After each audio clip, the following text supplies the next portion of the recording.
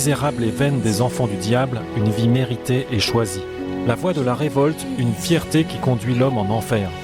Une vie de néant, une vie d'aveuglement, une vie d'esclavage et de servitude, une vie de souffrance et de difficulté, une vie d'angoisse et de crainte, une vie dans laquelle l'inquiétude et le doute règnent. Une vie paradoxalement choisie et volontairement conservée chaque jour, une vie qui fait mal mais qui est préférée à la véritable vie proposée par Dieu.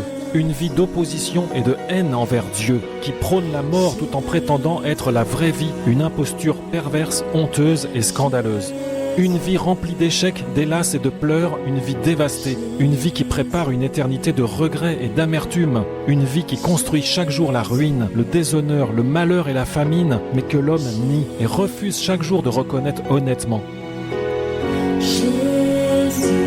Une vie qui pourrait changer et prendre un sens si l'homme revenait à Dieu. Une vie qui pourrait construire au lieu de détruire si l'homme acceptait la repentance et l'humilité devant son Dieu et s'il renonçait enfin à sa révolte envers son véritable Père. Une vie qui pourrait devenir la vie d'honneur et de gloire à laquelle l'homme aspire et rêve secrètement dans son cœur depuis le jour de sa naissance. La question se pose ainsi. Pourquoi l'homme choisit-il chaque jour son malheur alors que le bonheur lui est proposé et qu'il est à sa portée? Le cœur de l'homme est trompeur plus que tout et il est incurable. Qui peut le connaître? Dieu a créé l'homme juste, mais il a cherché beaucoup de perversité. L'homme est né dans la révolte et il y mourra, dit Dieu, s'il n'accepte pas de faire mourir sa révolte, celle qui domine sur lui et qui veut sa mort. Cette révolte que tu tiens pour ton ami alors qu'elle te maintient dans l'échec et dans le chaos, cette révolte qui veut ta mort alors que tu as été créé pour la vie, cette révolte qui prétend être une vie alors qu'elle n'est qu'une opposition, autrement dit une destruction, une mort.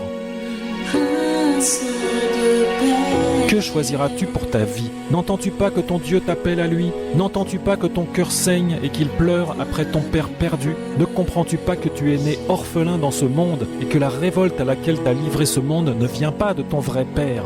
Pourquoi refuserais-tu de revenir à ton père? Te crois-tu vraiment capable de résister à Dieu? Si oui, demande-toi qui te fait croire cela et pourquoi tu continues de le croire alors que ton cœur et ta conscience te crient le contraire? Crois-tu vraiment que tu pourras faire taire Dieu comme tu as fait taire ta conscience? Réfléchis, réfléchis, réfléchis et sauve ta vie. Ton père t'appelle aujourd'hui à revenir à lui, à sortir de ta révolte. Lui répondras-tu que tu ne l'as pas entendu? Quant à toi qui prétends être déjà mon enfant, dit Dieu, observe ta vie et observe quels sont tes fruits. Si ta vie n'est pas sanctifiée, libérée de tes péchés et entièrement attachée à moi, tu n'es pas mon enfant et ton salut n'est qu'une illusion dérisoire, scandaleuse et honteuse. Alors entends cet appel, humilie-toi et repens-toi sinon tu mourras. Ecclésiaste 7, verset 29, « Voici ce que j'ai trouvé, c'est que Dieu a créé l'homme juste, mais ils ont cherché beaucoup d'inventions, littéralement artifice, machine de guerre, perversité. » Jérémie 2, verset 13, « Car mon peuple a commis doublement le mal. Ils m'ont abandonné, moi qui suis la source d'eau vive, pour se creuser des citernes crevassées qui ne peuvent pas retenir l'eau. » Job 16, verset 7, « Mais maintenant il m'a accablé, sa fureur me déchire, Dieu m'enferme chez l'injuste, il me fait tomber entre les mains des méchants, il me perce les reins, ne m'épargne pas, il m'a brisé en me faisant plaie sur plaie, il a couru sur moi comme un homme puissant, mon visage est couvert de boue à force de pleurer et une ombre de mort est sur mes paupières. »